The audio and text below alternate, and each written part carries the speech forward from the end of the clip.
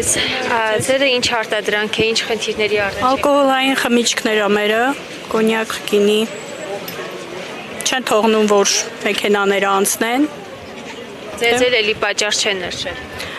Պատճառը ես չգիտեմ, ուղղակի ուզում ենք աշխատանք ունենանք։ Դրա համար եկել ենք այստեղ։ Պայքարում ենք դրա համար։ Ֆինանսապես մեծ կորուստ եք կրելու դուք,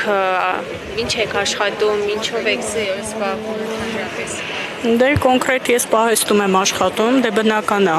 եթե հիմնարկը չի աշխատում, ֆինանսական կորուստներ կլինեն։ Դե ուզում ենք աշխատանք ունենանք, չենք ուզում խանգարեն հայ գործարանին, հայ արտադրողին, որպեսզի կարողանանք արտահանենք մեր արտադրանքը։ Ձեզ պատճառը որն է, որտեղ եք փնտրում։ Չգիտեմ, խնդրում եմ տնօրինությանը մոտեցեք։ Քաղաքական ենթատեքստեր այստեղ տեսնում եք, թե չէ։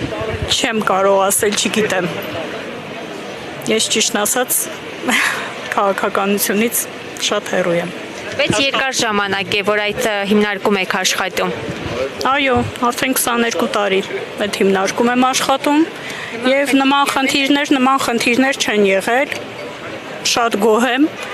բայց հիմա արդեն նման խնդիրներ են առաջացել, որը կուզենք, որ